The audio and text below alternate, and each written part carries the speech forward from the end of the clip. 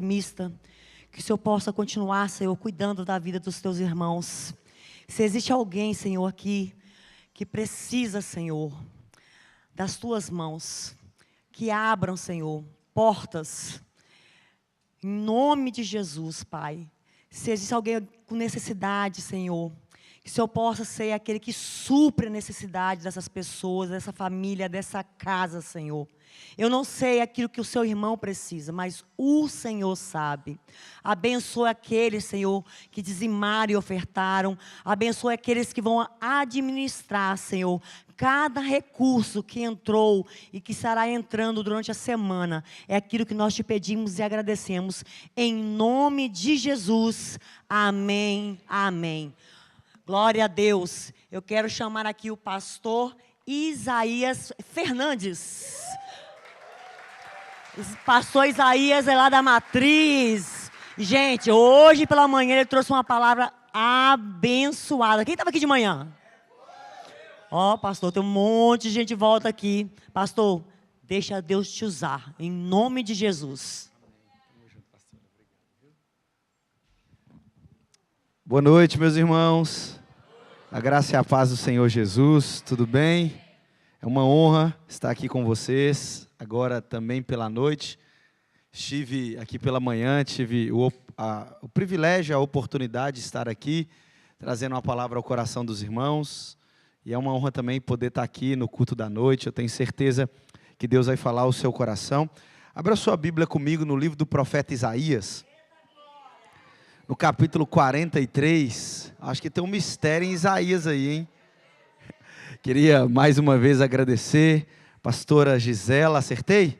Meu Deus, é o dom. O pastor também não está aqui, o pastorzão, mas dá um abraço nele daqui a pouco. Tem alguns amigos aqui tão queridos, pastor Léo, família, estamos juntos. O Rafa, né? A Pri que está me aguentando há muito tempo. A pastora Aline, tadinho, hoje ele ficou por minha conta à tarde. Tenho certeza que ele está exausto. Ele veio sem banho para o culto, tá, irmãos? Tem que denunciar ele. Está aqui o Rafa também, a esposa que me acompanhou. Obrigado, viu? Vocês também estão sem banho, eu sei. Tá a pastora Aline, uma querida também aqui da casa, que ficou muito tempo ali em Belo Horizonte. É sempre bom estar aqui com todos vocês, é uma honra mesmo. Estou literalmente me sentindo em casa. Antes da gente ler o texto bíblico, deixa eu apenas me apresentar, né? Eu falei isso na manhã, para quem não estava aqui. Eu sou o pastor Isaías, não sou parente do André Fernandes, pelo menos que eu acho não, né? Nunca pesquisei, mas se for, eu sou da parte pobre da família, né? Mas eu sou ali de Belo Horizonte, cuido hoje dos jovens, auxilio o pastor Flavinho, ali cuidando da Matriz. Existem 4 coisas que você precisa saber sobre a biografia e não tem nada mais relevante para você pesquisar, então não se preocupe. A primeira coisa é que eu sou completamente apaixonado pelo Senhor Jesus Cristo, porque Ele me salvou, Ele me alcançou e eu sou grato a Ele por isso e quero gastar os meus dias falando a respeito dEle. A segunda coisa é que eu sou completamente apaixonado pela minha esposa, a dona Núbia, brava, e pela Isis, minha filhinha, que é um fenômeno, porque ela tem a minha cara, irmão, só que nela deu certo, funcionou, ficou um negócio bonito, assim, eu olho e falo, como pode parecer comigo e ser bonita desse jeito? Depois vai lá no meu Instagram, você vai ver tanto que ela é bonitinha, eu deixo ela fazer tudo, ela lambe chão, já é crente, o Senhor já anticorpos e está tudo funcionando muito bem. Terceira coisa que eu sou completamente apaixonado pela igreja do Senhor Jesus Cristo, especialmente a igreja que Deus me plantou, a igreja Batista da Lagoinha. Então aqui hoje, eu vou estar picando aqui a palavra para você, eu estou na cozinha da casa, fique à vontade, me perdoe desde já por qualquer excesso, porque às vezes eu exagero em algumas coisas, mas está tudo bem, no final nós vamos chegar na mesma conclusão. E a quarta e última coisa é que, como um Belo Horizontino da gema, eu sou completamente apaixonado por café e pão de queijo. E se você não gosta de café e não pão de queijo, que Deus tenha misericórdia da sua alma, e que Ele te salve e converta enquanto há tempo, amém? Então vamos para a palavra de Deus, Isaías capítulo 43, eu quero ler apenas 2 versículos que vão nos nortear nessa noite. Isaías capítulo 43, eu quero ler o verso 1 e o verso 2. Eu farei a leitura na versão NVI. a nova versão internacional. Talvez esteja um pouco diferente da versão que você tem em suas mãos, mas acredito eu que pela mediação do Espírito Santo, nós caminharemos no mesmo entendimento da palavra, se assim Deus nos permitir. Isaías capítulo 43, a partir do verso 1, a palavra de Deus, ela diz assim: mas agora, assim diz o Senhor, aquele que o criou, ó Jacó, aquele que o formou, ó Israel, não tema, pois eu o resgatei, eu o chamei pelo nome, você é meu. Quando você atravessar as águas, eu estarei com você. Quando você atravessar os rios, eles não o encobrirão. Quando você andar através do fogo, não se queimará. As chamas não o deixarão em brasas. Feche os seus olhos por um instante. Pai, esta é a tua palavra, diante do Senhor está a tua igreja. Eu oro para que de uma maneira sobrenatural o Senhor fale ao nosso coração. Nós estamos aqui nessa noite com fome e sede de um banquete celestial, então nos alimente, Pai. Sacie a nossa sede nessa noite. Pai, que o teu Espírito Santo venha sondando, venha discernindo, venha trazendo clareza, entendimento, realidades sejam reveladas nessa noite. Nós estamos expostos à tua palavra. A tua palavra é uma espada inerrante, infalível, incorruptível, capaz de separar juntas e medulas. Então nos divide, Pai, nos fira, mas também nos cura, nos quebre, mas também nos restaure. Eis-nos aqui como tua igreja, para sermos tocados pela manifestação do Senhor nessa noite. É o que te pedimos em nome do Pai, do Filho e do Espírito Santo de Deus. Amém, amém e amém. Verdades que não devem ser esquecidas, é o tema que eu gostaria de compartilhar com vocês nessa noite. Tem algum pentecostal aqui? Amém. Então você vai me ajudando no glória aí, à medida que for falando com você, amém? Tem batista aí também, você pode glorificar o Senhor. Presbiteriano também, eu sei que é mais difícil, mas pode glorificar o Senhor também. Brincadeiras à parte. Irmãos, o livro do profeta Isaías é escrito pelo profeta que dá o nome. Diferente da maioria dos profetas, Deus levanta Isaías de dentro do palácio. Isaías era um profeta palaciano. Ele é levantado num período de crise do povo de Israel. A palavra testifica que no ano da morte do rei Uzias, veio a palavra do Senhor ao profeta Isaías. Eu não sei se você já percebeu, mas transições costumam ser problemáticas. Transições costumam ser delicadas. Agora, imagina Deus te chamar, te levantar, te comissionar no momento profético para estabelecer uma transição depois da morte de um rei. E não era um rei comum, era um grande rei. Uzias foi um grande monarca, um monarca referencial para o povo de Judá. E quando Isaías levanta, ou é levantado por Deus, ele não tinha uma boa palavra para dar para os sucessores. Isaías profetiza nos próximos 3 reinados, em um período profético de aproximadamente 40 anos. Se você tiver oportunidade durante essa semana, leia o capítulo 1 do livro do profeta Isaías. Eu considero ser o capítulo mais duro de toda a Bíblia. É quando Deus, por meio do profeta Isaías, vira para o povo, para a nação escolhida, e dizem para eles: quem foi que chamou vocês à minha presença? Quando vocês vêm celebrar nos cultos semanais, eu não tenho prazer nas celebrações de vocês. Eu não amo os jejuns de vocês, eu não recebo as orações de vocês. Eu tenho asco às canções de vocês. Eu odeio as reuniões, as festas solenes, as celebrações. quando vocês oram, eu viro o rosto para vocês. Irmãos, nós estamos aqui nessa noite oferecendo um culto ao Senhor.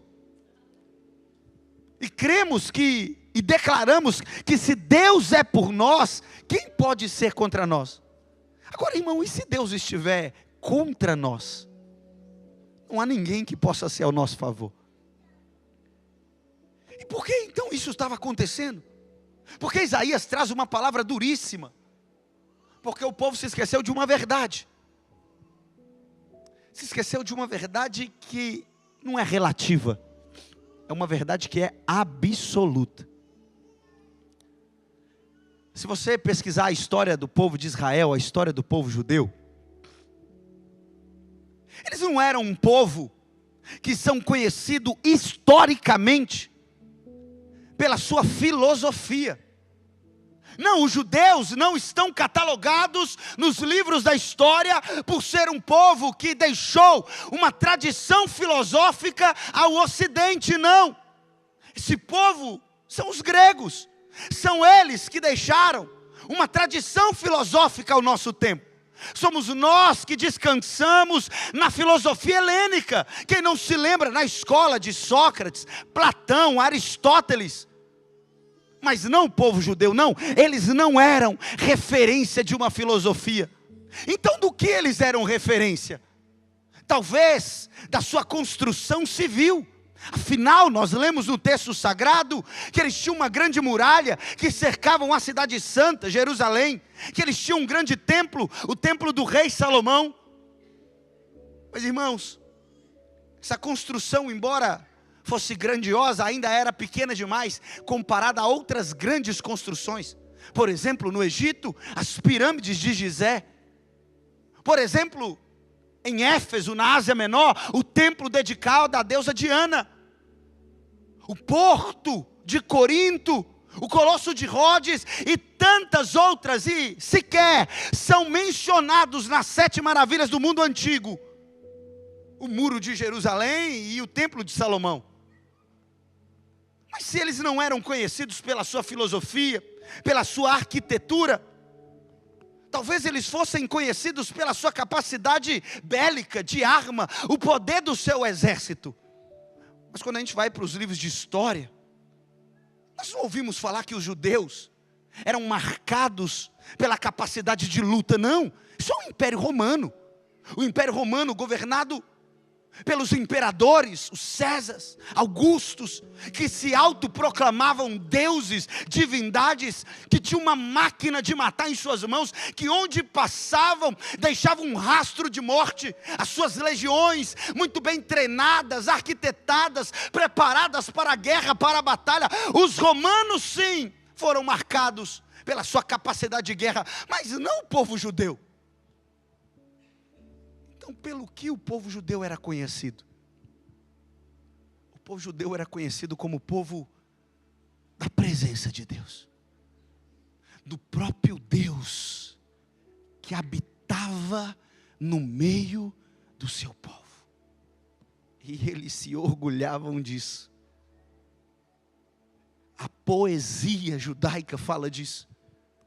O salmista escreve: uns confiam nos seus carros, outros confiam nos seus cavalos, nós, porém, confiamos no Senhor, o Deus da nossa salvação.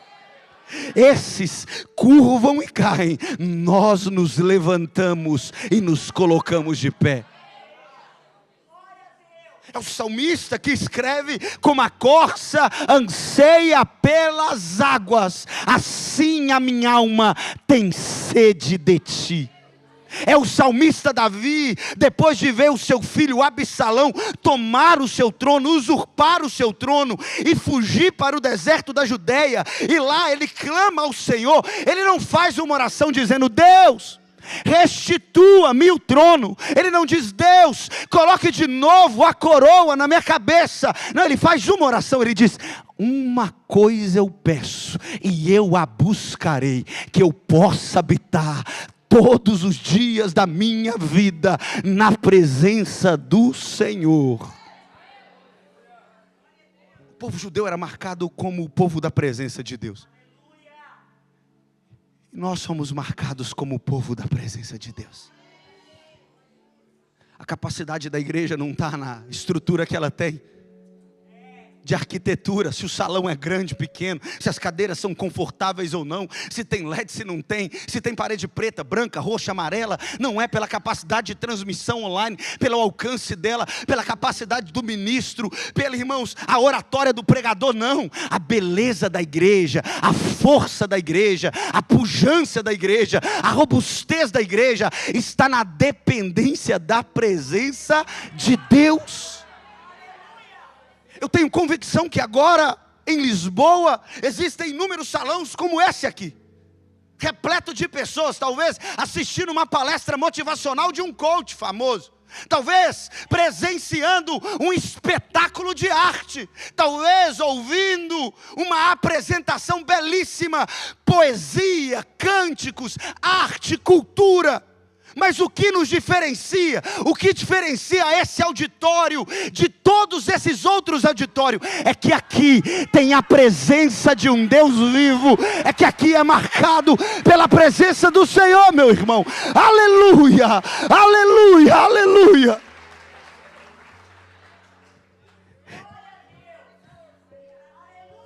Mas quando nós nos esquecemos da presença de Deus,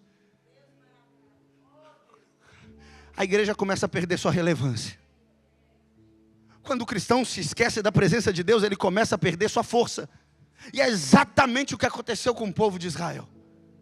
À medida que confiou mais na sua capacidade de aliança política, se aliançando com o Egito, com a Síria, com a Babilônia, eles foram perdendo a capacidade de depender da presença de Deus. À medida que confiaram mais na riqueza acumulada, na força do próprio braço, no poder das suas próprias argumentações, eles deixaram de depender da presença de Deus. E pouco a pouco, Deus foi se afastando, foi se retirando, como sinal de juízo para aquele povo. Isaías profetizou, Jeremias profetizou, Ezequiel profetizou, o povo não deu ouvido. E agora, a Babilônia marchou, por meio de um rei chamado Nabucodonosor. Ele cerca Jerusalém, ele destrói os muros da cidade, ele invade o templo em um terceiro ataque. Depois de levar cativos, depois de saquear o templo, ele destrói o templo santo. E existia um equívoco teológico entre os rabinos daquele tempo, que acreditavam que enquanto o templo estivesse de pé, o povo judeu era indestrutível. Mas a força do povo não estava no templo, a força do povo estava no Senhor. E o povo é levado para a Babilônia. E lá na Babilônia eles ficam durante muitos anos. Exatamente 70 anos no cativeiro da Babilônia. No cativeiro da Babilônia, talvez eles pensassem que os seus pecados eram imperdoáveis. Os salmos do cativeiro, por exemplo, refletem isso. Dizendo que eles se recusavam, eles penduravam as suas harpas e choravam de tristeza, se lembrando de Jerusalém. Eles oravam dizendo que as mãos fossem quebradas e que a língua ressecada colasse no céu da boca, mas que eles não cantariam os hinos do Senhor em uma terra pagã. Saudade, desespero, fome e sede da presença de Deus. E o tempo vai passando.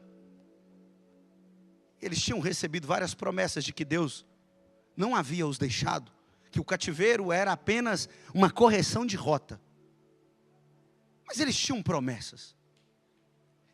Isso aqui é engraçado porque, e agora que eu começo a pregar, amém? Isso aqui foi a introdução, agora nós vamos para o texto. Aleluia, me dá mais 10 minutos aí. Mas irmão, eu tenho convicção que você tem uma promessa de Deus sobre a sua vida. Eu tenho convicção que você tem uma palavra de Deus sobre a sua vida. Porque eu tenho. Mas às vezes a gente olha para o lado direito, olha para o lado esquerdo, olha para frente, e parece que não há nenhuma possibilidade da palavra de Deus se cumprir na nossa vida. Se você pegar o retrato atual hoje, E o retrato do passado, você olha para trás, você fala, para onde Deus está conduzindo o navio da minha história? Porque parece que ele está à deriva, sem rumo. Parece que Deus perdeu o controle. Ou Ele me abandonou por algo que eu fiz. E nós nos culpamos, nos martirizamos. Alguns ficam presos no ressentimento de um erro que cometeu no passado. E acha que Deus revogou a palavra por alguma coisa que você fez. Porque era exatamente esse o pensamento do povo judeu.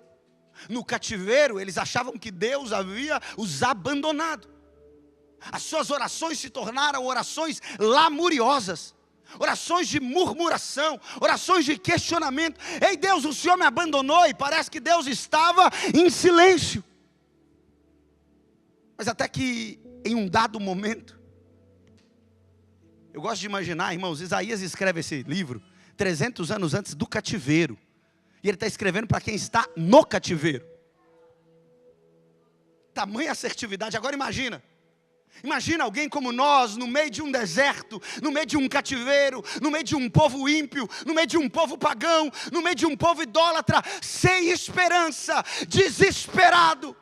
Aí chega numa biblioteca, vamos ler o escaninho do profeta Isaías. A alma falando, sabe quando a sua alma está gritando?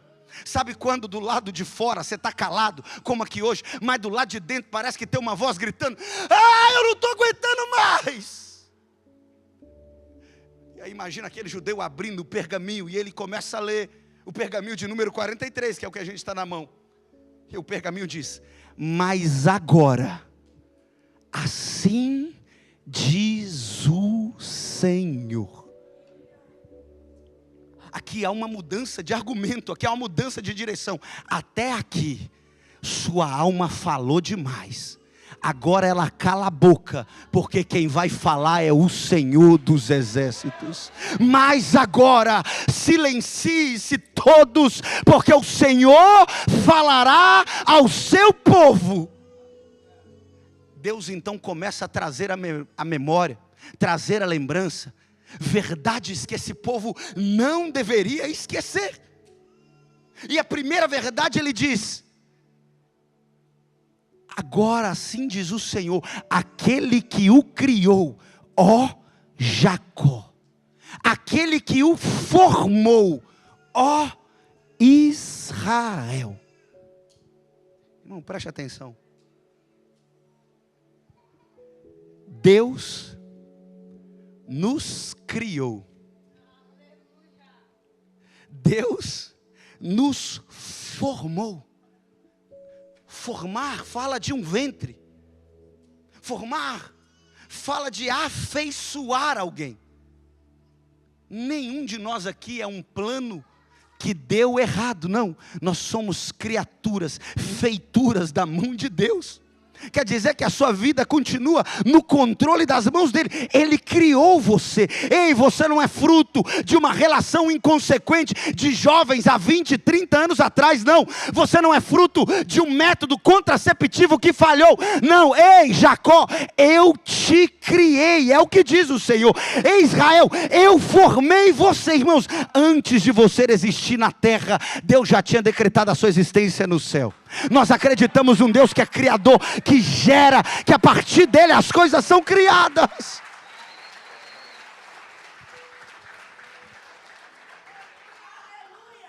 E que às vezes nós nos perguntamos, ei, mas o meu pai e a minha mãe não desejavam o meu nascimento. Eles queriam que eu fosse abortado, mas de alguma maneira todos os métodos abortivos falharam. Eu não sou desejado, hein, irmão. Talvez você não foi desejado pelo seu pai e pela sua mãe, mas tem um pai no céu que te desejou desde o primeiro dia da sua existência. É por isso que ele programou, ele diz, os chás vão falhar, os remédios falharão e vai nascer. Ele está lembrando esse povo, ele está dizendo aí, você está na Babilônia, mas você não é um plano B não, porque Deus não tem plano B.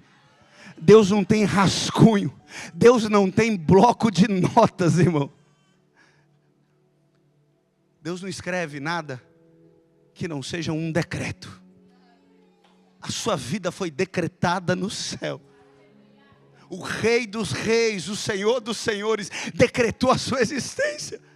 Isso quer dizer, irmãos, que os desertos, as dificuldades, os chicotes, o calor, o frio, as necessidades fazem parte de um programa divino para nos esticar. Deus está esticando você, mas esticando não porque te odeia, esticando justamente porque te ama e está mostrando para Ele: ei, os meus sonhos são mais altos que os seus, os meus caminhos são mais altos que os seus, os meus projetos são melhores do que os seus.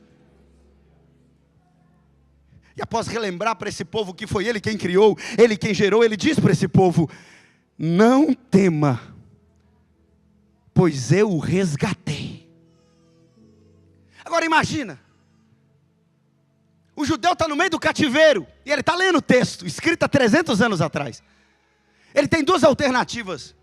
A primeira é pensar que Isaías errou no tempo verbal, porque se Isaías está 300 anos antes, ele deveria utilizar pela regra gramatical, não é o tempo verbal do passado, pretérito, dizendo: ei, não tenha medo, eu já resgatei vocês. Não, o povo estava no cativeiro. Ele tinha que olhar para o futuro: não tenha medo, eu resgatarei vocês. E agora está alguém lendo aqui, ele está lendo no passado. Ei, como Deus já nos resgatou? A primeira opção é que Isaías errou. A segunda opção é que talvez estivesse falando da libertação do povo do cativeiro do Egito, mas Isaías não fala nada do Egito, ele é posterior ao Egito. Só pode estar falando do cativeiro babilônico. E se é palavra de Deus, a gente sabe que não tem erro. Então, do que Isaías está dizendo aqui? O que Isaías viu que o fez colocar o tempo verbal no passado? Quero ilustrar isso aqui para vocês. Eu nasci num lar híbrido. Minha mãe era cristã, meu pai não. Minha mãe, saia comprida, sandália de amarrata na canela, cabelinho de coque, blusa de onça, manga 3/4 aqui, bolsa de lado, toalhinha, óleo ungido, anda marchando, olhando para o alto aqui, ó. Do manto, do azeite. Meu pai, 2 metros de altura, pagão. E para piorar, não gostava que a minha mãe fosse para a igreja. Impedia ela de ir para a igreja. Eu cresci nessa batalha.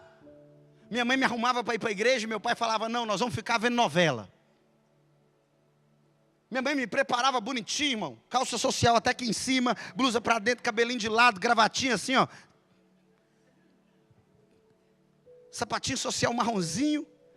A Bíblia do tamanho da minha cabeça, debaixo do braço aqui. E vamos para a igreja. Meu pai: não, hoje nós vamos comer cachorro quente na praça. E para piorar, meu pai ainda tinha ciúme do pastor da congregação, que era o senhor Geraldinho.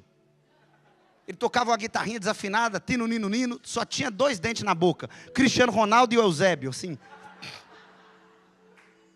Feio que dói. Falou: pai, pelo amor de Deus, o Geraldinho, misericórdia. Mas não gostava. Era uma comunidade pequena, de aproximadamente uns 50 membros. Eu lembro que existia um culto às quintas-feiras, que era um culto doméstico, chamado culto do café amargo. Eles faziam uma bandeja, colocavam um monte de copinho de café, e quem tirasse o café que era amargo, com sal, o culto da quinta-feira seguinte seria na casa dele. Era um culto doméstico, coisa boa para vocês fazerem aqui. E aí eu lembro que sempre gostei muito de café, desde novo, eu tinha aproximadamente uns 14 anos de idade. Eu peguei um café, eu coloquei na boca, e na hora que eu tomei, minha boca foi murchando assim. Eu olhei para minha mãe e falei: mãe. Aí ela: Jesus, me leva, Senhor. Já começou a cair para trás. As irmãs do ciclo de oração pegaram ela, levantaram ela, falaram: fibra, mulher, você é crente, nós vamos marchar. E aí ela já firmou, me pegou pela mão: vamos embora. Já falou: nunca mais você toma café, porque o dia que o Senhor levar sua mãe, quero ver o que você vai fazer com essa desobediência. Cheguei dentro de casa, estava lá meu pai.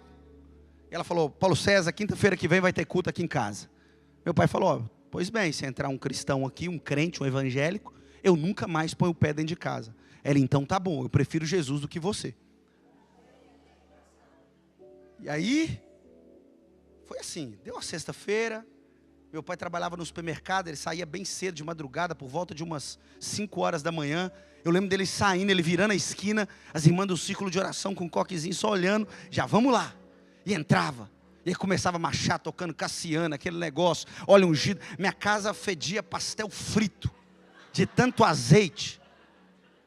Acho que é por isso que eu gosto de Portugal, o azeite galo cortava assim, ó. E foi, irmão, de uma quinta-feira até a outra. É unção, é oração, é marcha, é dar volta. Eu falei, cuidado para você derrubar a casa, se der 7 voltas. É só meu pai que tem que derrubar, não é a casa não. Chegou a quinta-feira. Estava todo mundo lá, chega o Geraldinho. Minha mãe já fala, Geraldinho, coloca uns homens mais fortes perto de você, porque pode ser que meu marido tente te matar. E ficou o Geraldinho lá com a guitarra dele, tino, nino, nino. Os irmãos lá tentando fazer a proteção dele. Chega o meu pai decide não entrar, fica do lado de fora. E homem emburrado, você já viu como é que fica. Estufa o peito, faz o bico e... Ô pai, o que foi? Parecendo um Mutley, sabe? Já viu? O homem com raiva parece um Mutley. Eu estava conversando assim. Eu era um adolescente... Estava muito ligado no que estava acontecendo, falei, vou brincar, a casa está cheia de adolescentes, e brincando, correndo para um lado e para o outro. A hora avançava, o culto pentecostal, todo mundo marchando, tocando aquelas músicas, tudo no Lá menor. Aleluia! De repente eu ouço eu matou o Geraldinho, já fui correndo para lá, vamos ver o que está acontecendo, pegaram o Geraldinho. De repente, irmão, eu chego na sala, está meu pai deitado, o Geraldinho na parede assim, assustado, e todo mundo com o olho arregalado, e eu, o que está acontecendo? E meu pai chorando copiosamente, ele fala, por 14 anos eu tenho tentado fazer essa mulher largar Jesus, mas ela tem um amor tão forte, tão inegociável, que eu quero amar alguém desse jeito, como ela ama. Naquele dia meu pai entregou a vida para Jesus. Pode aplaudir o Senhor.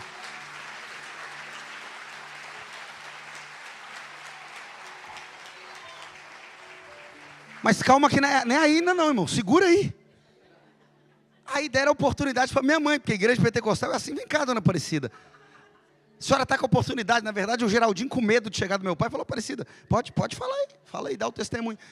Irmão, o que eu esperava? Eu esperava que a minha mãe fosse igual uma Rebeca Andrade, fosse dando mortal para trás, duplo carpado, marchando no teto, andando igual Homem-Aranha, rodopiando. Minha mãe chega assim, ela e fala, parabéns pela sua decisão.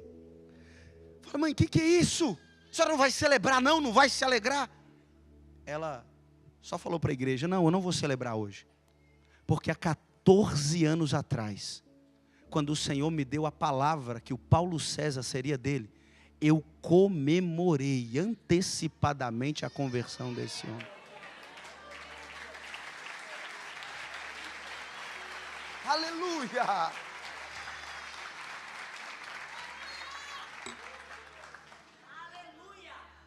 Irmão, preste atenção, porque esse texto explica sobre isso. Existem coisas que, embora não tenham acontecidas na terra, já aconteceram no céu. Quando Deus decide liberar uma palavra, Ele não só libera, Ele determina o tempo, Ele envia o recurso, Ele prepara o caminho, porque as coisas antes de acontecerem na terra, elas já aconteceram no céu. É por isso que o profeta Isaías olha para o povo no cativeiro e fala, ei, não tenha medo, pois eu já resgatei você, irmão. Se Deus já falou que fez, Ele fez. É por isso que nós não devemos andar temerosos, perturbados, agitados, porque Deus está fazendo, irmão. Você não está vendo, mas Deus está fazendo. Ei, os anjos já estão celebrando, irmão, porque já aconteceu. Ele vai pegar o seu marido, Ele vai pegar a sua esposa, sabe, o seu filho, Ele está visitando ele nessa noite. Ele vai, irmão, Ele vai. Ele diz, eu te criei, eu te formei, não tenha medo, eu já o resgatei. E aí ele diz, eu te chamei pelo nome, você é meu. Ele está dizendo para esse povo, Você não pertence aos seus medos. Você não pertence às suas emoções. Você não pertence aos seus flagelos. Você não pertence aos seus sofrimentos. Você não pertence às palavras de maldições que lançaram contra você. Você não pertence aos desejos do homem. Você tem um dono. Eu sou o seu Senhor. Porque esse povo às vezes se achava refém de Nabucodonosor. E Nabucodonosor é o nosso dono. Não, ele está dizendo, não é Nabucodonosor quem guia a sua vida. Eu sou o seu dono. Talvez agora eles guiassem pelas estrelas. Ele está dizendo, ei, não é o horóscopo que assume a sua vida.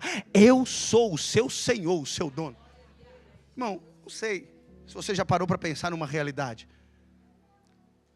O universo é gigantesco aos nossos olhos. Estava hoje com o pastor Rafael, vendo a zona portuária aqui de Lisboa. E o rio sumia. Eu falei, isso aqui é o mar ou é um rio? É o rio. O oceano parece infinito aos nossos olhos. E eu não sei você, mas eu tenho a impressão de que Deus tem trabalho demais para manter tudo isso em ordem. Porque é tudo gigantesco. Milhões de estrelas, milhões de galáxias, milhões de buracos negros, milhões e milhares de coisas para ele se preocupar.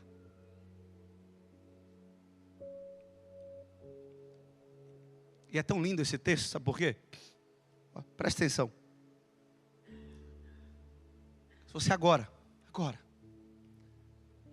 me procurar aqui no final do culto, e quiser conversar comigo, talvez eu tenha uns 15, 20 minutos para te atender. Se você procurar o pastor, a pastora, todo o time pastoral aqui, eu tenho certeza que eles têm uma agenda cheia de compromissos. E eles vão marcar na agenda deles para te atender, te disponibilizar um tempo. Talvez se você converse com um vereador da cidade, tentando se aproximar dele, você vai ser submetido a uma agenda absurda de compromissos. Quem sabe, talvez no mês que vem, talvez em novembro ele consiga te atender. Tente falar com o prefeito, tente falar com o primeiro-ministro de Portugal. Talvez você vai ser submetido a uma agenda inesgotável de compromissos. Tantas burocracias, tantos pré-requisitos. E que talvez olhamos para isso e desistimos de esperar, porque existem coisas que são urgentes. Mas irmão, agora são exatamente 8h50 da noite. Agora, tenta falar com o rei que é sobre todos os reis. Agora tenta falar com o Senhor que está acima de todos os senhores. Tenta falar com o prefeito acima de todos os prefeitos. Tenta falar com o vereador, legislador acima de todos os legisladores. Ei, não tem estrela mais importante, não tem oceano mais importante. O Atlântico não é mais importante, o Pacífico não é mais importante, o Índico não é mais importante. Ei, irmãos, a Via Láctea não é mais importante. A Bíblia diz que o Senhor nos conhece pelo nome, porque nós pertencemos a Ele agora. Ele para te ouvir. Você tem livre acesso ao Deus que te escolheu. Aleluia! Aleluia! Preste atenção, irmão. Isso deveria ser um motivo para você não andar tão perturbado. Você tem acesso a Deus. Isso deveria ser motivo para você não andar tão agitado. Você tem acesso a Ele. O ser mais importante de todo o cosmo se faz disponível para você. E Ele não só se faz disponível para você, porque Ele te lembrou, foi Ele que te criou. Ele diz, ei, eu já fiz o que eu tenho que fazer na sua vida, só descansa. E Ele está dizendo, você me pertence. Mas Ele não só faz isso, Ele também garante o que às vezes a gente tem a sensação que perdeu. Porque Ele diz, quando passares pelas águas, eu estarei com você. Preste atenção, ele não está dizendo se passares pelas águas. Não é uma possibilidade, é uma realidade. Quando, irmão, você vai enfrentar muitas águas na sua vida. Água é lugar instável, água não é um lugar para o ser humano, é hostil a nós. Mas ele está dizendo, ei, você tem uma garantia. Qual que é a garantia? A garantia não é um selo de passaporte, a garantia não é a assinatura de um prefeito, a garantia não é a quantidade de dinheiro que você tem na sua conta bancária, a garantia não é a sua capacidade de network, bons relacionamentos. Ele diz, ei, quando você passar pelas águas, eu pessoalmente estarei com você. Essa é a nossa garantia. Quando você atravessar os rios, eles não te submergirão. Irmão, Deus poderia simplesmente dizer, ei, eu estou enviando um anjo para ir na sua frente. Gabrielzão cabuloso, com uma espada na mão, marchando, para mim já estaria bom demais, irmão. Se eu ver um anjo aqui, eu falo assim, vai na frente, anjo. Mas ele está dizendo, eu não estou enviando um anjo não. É o que Cristo diz, ei, não vos deixarei órfão, enviarei o Paracleto, o Consolador, ei, para os dias tristes, o Espírito Santo é quem nos consola. Para os dias de luto, é Ele quem aponta para Cristo e nos dá esperança. Para os dias aonde falta fé, é Ele quem nos lembra das palavras de Cristo. Não turbe o vosso coração, crede em Deus, crede também em mim. Na casa de meu pai há muitas moradas, se assim não fosse eu vou-lo teria dito. Quando você passar pelas águas, qual que é o oceano que você está atravessando? Jesus está dizendo, eu estou com você. Ele está lembrando para esse povo, ele está dizendo, ei povo de Israel, eu já atravessei mar com um homem chamado Moisés. E quando ele achou que ia morrer, eu falei, Moisés, toca nas águas. E ao tocar nas águas, o mar se abriu. Ele está lembrando para esse povo, ei, eu já fiz atravessar em rios. Quem não se lembra quando Josué, com a arca da aliança, atravessou o Jordão. Mas não só isso, ele está apontando para frente, porque são ao menos duas tempestades aonde Cristo acalma a tempestade. A primeira, parece que Cristo está dormindo, porque essa é a nossa impressão. Mateus capítulo 8 diz que uma tempestade sacudia o barco, e os discípulos, vendo Jesus dormir, estavam desesperados. E aí eles vão acordar o mestre, dizendo, mestre, não te importas que pereçamos? Jesus se acorda e fala para eles, homens de pequena fé, não tenha medo, tão somente creia. Ele vai para a popa do navio e ele fala, será que ele vai abrir o mar, como ele fez com Moisés? Será que ele vai trazer a presença de Deus e abrir o rio Jordão, como ele fez? E aí ele fala assim, mar, acalme-te, vento, aquiete-se. A Bíblia diz que imediatamente se fez uma bonança. E sabe o que os discípulos perguntaram?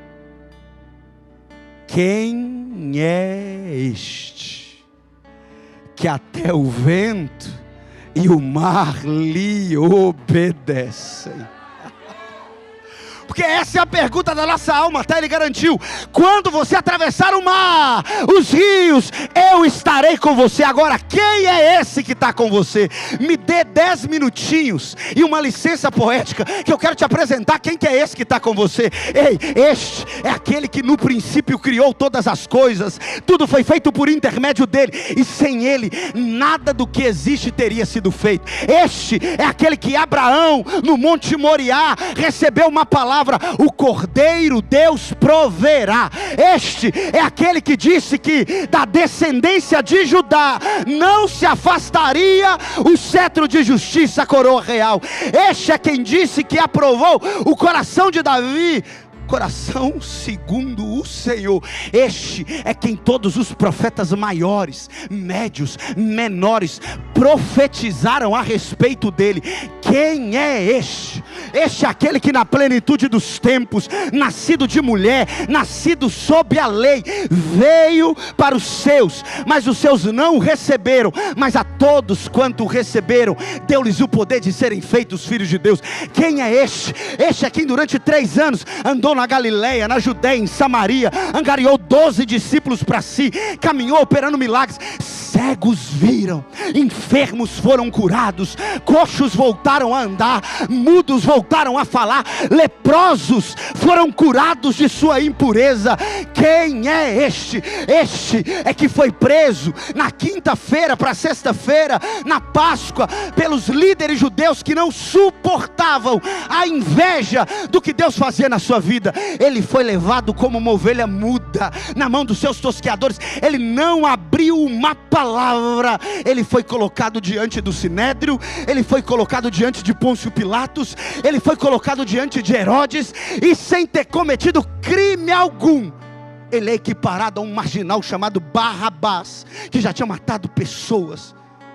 Uma multidão ensandecida gritavam para ele: o Rei dos Reis, o Senhor dos Senhores, crucifica-o, crucifica-o, crucifica-o. Quem é este? Este é quem sai da casa de Pôncio Pilatos e caminha em direção às portas de Jerusalém.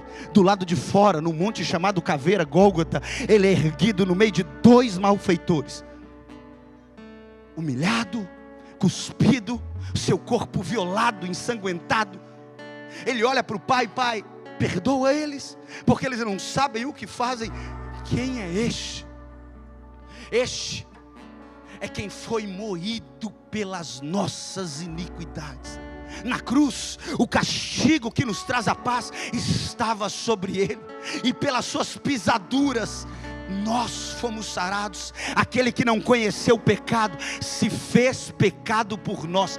Quem é este? Este é quem entrega o Pai o seu Espírito e grita: está consumado.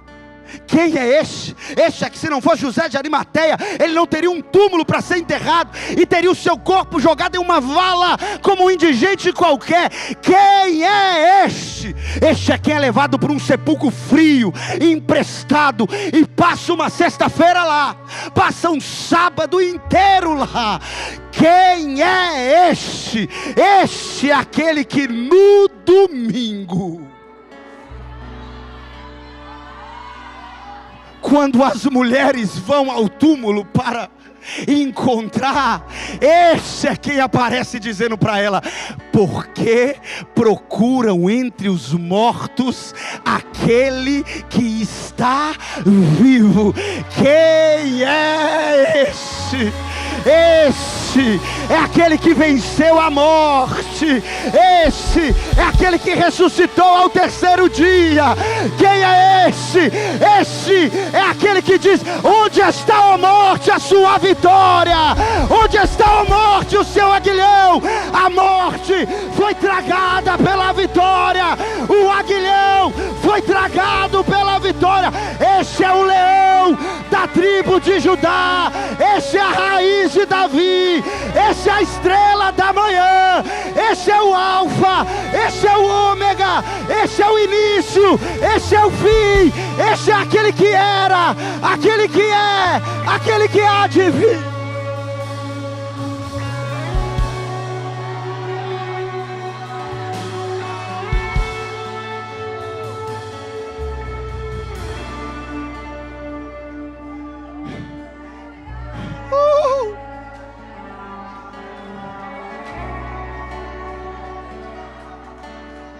É este quem disse para nós: eu estarei convosco todos os dias, até a consumação dos séculos. Agora deixa eu ler a última vez para você e a gente vai acabar aqui hoje. Oh, Jesus!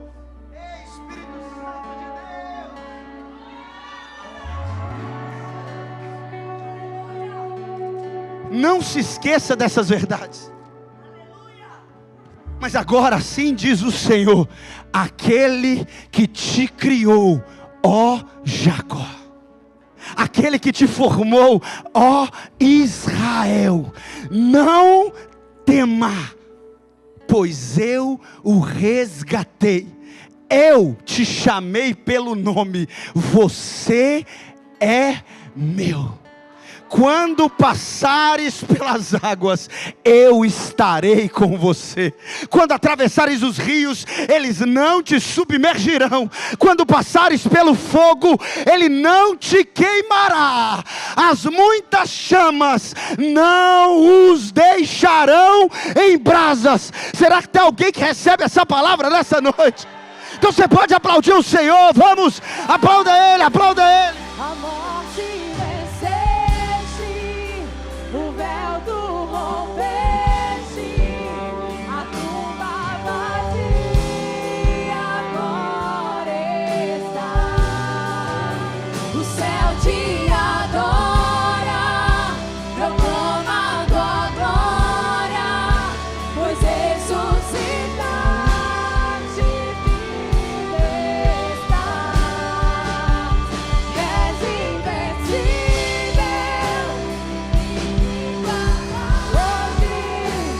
hoje pra sempre reinarás. Teu é o reino, tu é a glória, acima de todo nome está.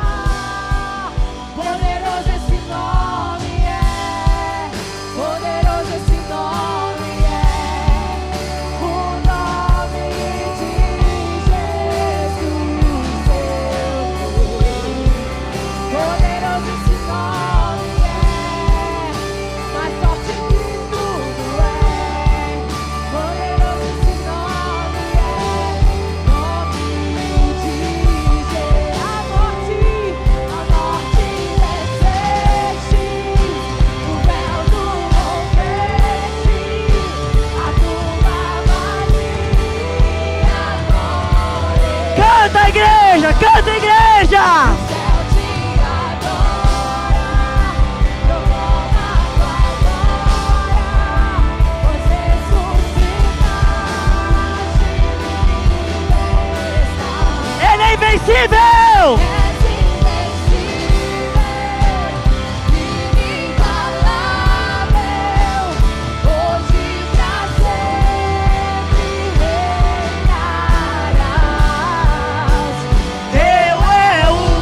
tu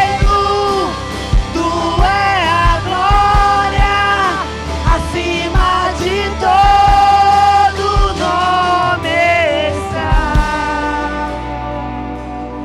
Aleluia!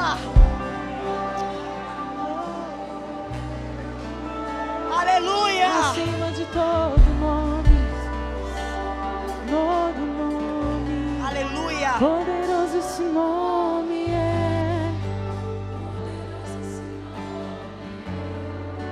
O nome de Jesus, meu Rei, poderoso esse nome é, mais forte que tudo é, poderoso esse nome é, nome de Jesus, poderoso esse nome é, poderoso esse nome é, o nome de Jesus, meu Rei.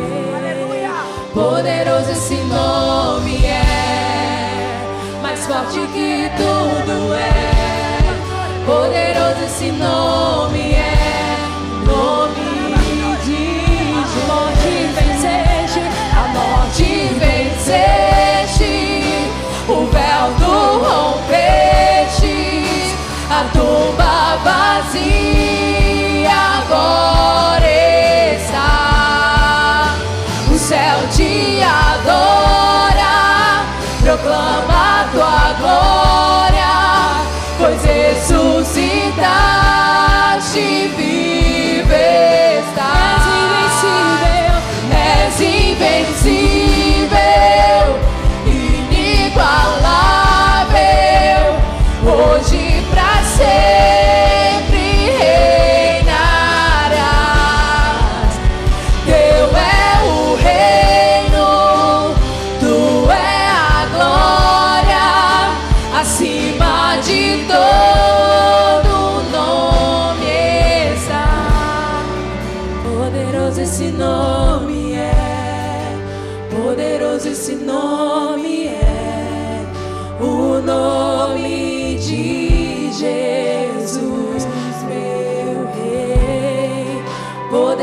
esse nome é mais forte que tudo é. Poderoso esse nome é, nome de Jesus. E há poder no nome de Jesus. Aleluia! Há poder no nome de Jesus. Há poder no nome de Jesus. Pra cadeias quebrar, cadeias quebrar, cadeias quebrar. Há poder no nome de Jesus.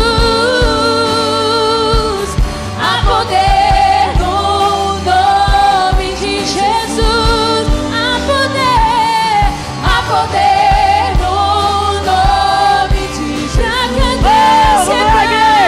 Pra cadeias quebrar, cadeias quebrar, cadeias quebrar, cadeias quebrar, cadeias quebrar, cadeias quebrar, cadeias quebrar, cadeias quebrar, cadeias quebrar, cadeias quebrar, cadeias quebrar, cadeias quebrar. Ouço cadeias quebrando. Vamos baixar a mão de Deus! Ouço cadeias quebrando. Em nome de Jesus eu ouço. Ouço cadeias quebrando. Ouço cadeias. Ouço cadeias quebrando. Há poder no nome de Jesus. Há poder no nome de Jesus. Há poder no nome de Jesus. Pra cadeias quebrar, cadeias quebrar, cadeias quebrar, cadeias quebrar, cadeias quebrar, cadeias quebrar, cadeias quebrar, cadeias quebrar, cadeias quebrar,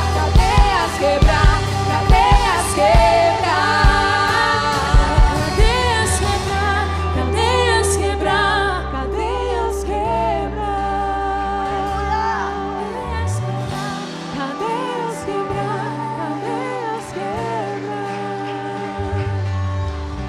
E eu não posso sair daqui sem te fazer o convite. A você que entendeu essa mensagem e nunca entregou a sua vida para Jesus. E você quer conhecer esse Jesus que diz que é o teu Pai, que te ama, independente daquilo que aconteceu na sua vida. Ele te ama incondicionalmente. Ele quer você nessa noite. Ele quer a sua vida. Ele quer o seu coração. E se essa noite você quer conhecer esse amor, levante a sua mão direita onde você está. Levante a sua mão direita que eu quero te conhecer. Glória a Deus. Aleluia. Você que por algum motivo se desviou dos caminhos do Senhor. Eu não sei qual o motivo e também não me interessa. Talvez a igreja te feriu de alguma maneira, porque você de repente acreditou em homens. Mas a palavra vem da boca de Deus que você tem uma promessa. Mesmo antes de você nascer, você foi criado para vencer. E Deus te trouxe aqui para ouvir essa palavra. E Ele determinou aonde você chegaria. Levanta sua mão onde você está. O Pai está te chamando para voltar para a casa dele. É hoje.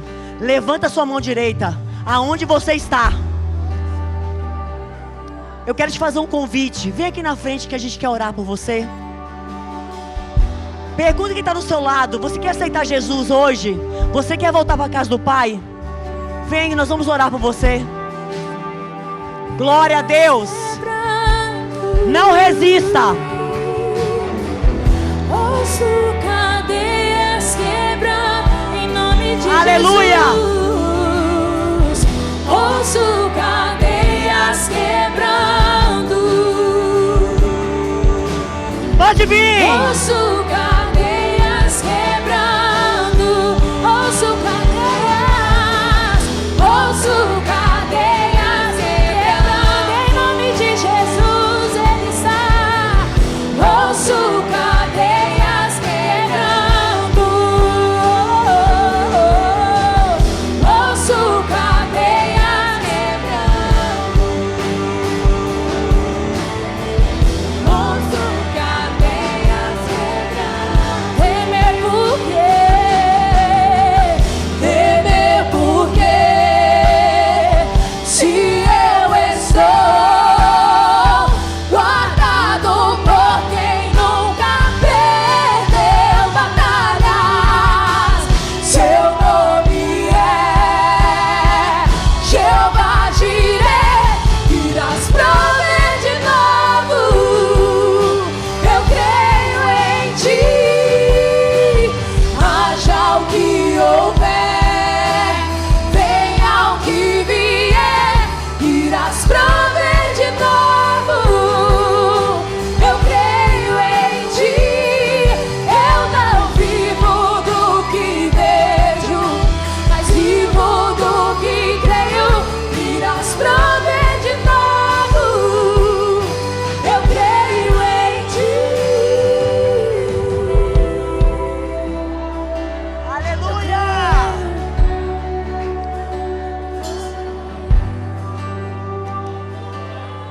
Aleluia. Glória a Deus.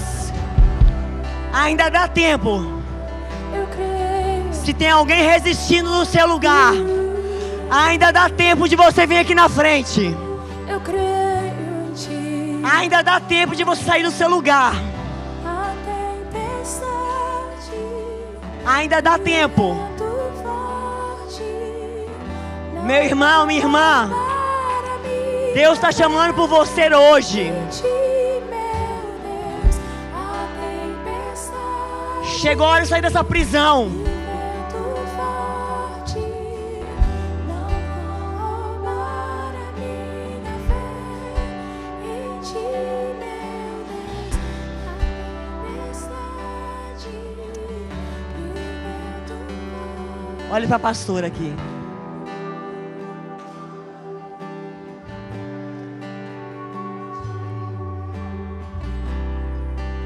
Que bênção. Hoje é um dia que o Senhor marcou um encontro com todos vocês. E eu creio que vai começar uma nova história. E essa igreja está disposta a vos acolher de todo o coração.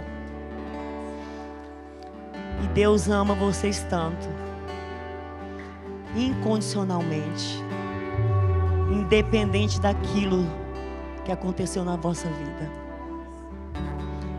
Ele sabe tudo aquilo que você tem passado, filha. Ele sabe todas as lágrimas que você tem derramado. E Ele tem colhido todas elas. Tudo aquilo que você tem vivido. Ele te trouxe aqui para dizer que Ele te ama. Que cessou o choro hoje. Tem uma nova história para você. Apenas creia. E eu quero que vocês façam essa oração comigo, juntamente com a igreja. Coloque a mão no coração de vocês. Pai, muito obrigado por essa noite, você me ter trago até aqui. Eu ouvi a tua palavra e eu criei no teu amor. Eu me arrependo dos meus pecados cometidos por obras, por palavras. E eu te peço, que a partir de hoje eu não me desvie nem para a direita, nem para a esquerda. Que a partir de hoje eu viva e entenda o teu amor por mim. É aquilo que eu te peço em nome de Jesus. Mas não acabou ainda não. Nós como igreja, nós preparamos uma festa para vocês. Então, vocês não podem olhar para trás agora. Cadê a festa, gente? Nós estamos preparando a festa. Festa! Porque a palavra de Deus fala que a festa é no céu. Festa!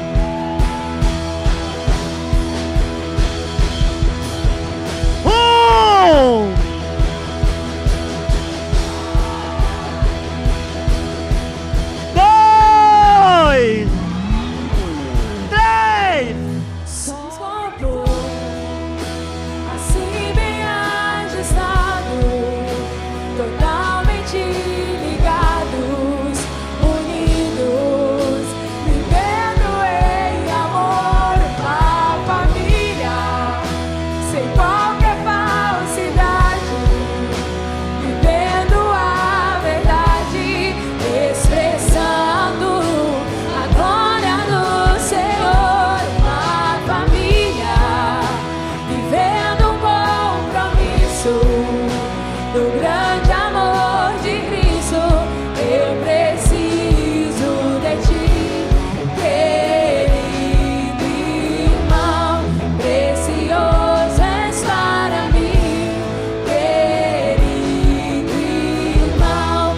Eu preciso de ti, querido irmão, precioso és para mim, querido irmão. Aleluia!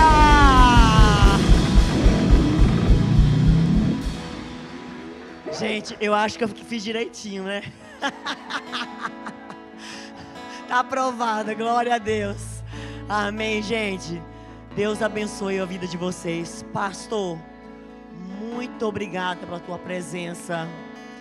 Palavras abençoadas o Senhor trouxe para nós aqui. Glória a Deus por tua vida. Que o Senhor continue abençoando a tua vida, a tua casa, a tua família, o teu ministério. Que o Senhor multiplique e derrame unção dobrada sobre a sua vida, em nome de Jesus. Que quando você voltar para Belo Horizonte, abraça aquele povo que nós amamos lá, em nome de Jesus, amém? Igreja, Deus abençoe vocês também. Muito obrigada. Desculpe o horário, tá? A gente sempre passa, né? O pastor João faz isso, a gente também pode fazer, não pode? Não é verdade? Não deixa de escutar isso não, meu Deus do céu. Amém? Pai, obrigada por mais uma vez nós estarmos aqui na sua casa reunidos, Senhor. Leve para nossas casas, por confortos dos nossos lares, Pai. Que nós tenhamos, Senhor, uma semana cheia da presença do Senhor, uma semana abençoada. É aquilo que nós te pedimos em nome de Jesus. E não se esqueça, amanhã é segunda, mas a semana com Jesus é uma segunda de... Deus abençoe você, a sua casa e a sua família. E você que está em casa, foi um prazer ter você aqui conosco. Eu não sei o que estava no seu coração, se você aceitou Jesus na sua casa. E se você aceitou, você possa mandar mensagem pelo telefone da paz, 91 680 10. Mas eu peço que o Senhor transporte no seu coração o amor dele. Nós amamos você. Deus te abençoe.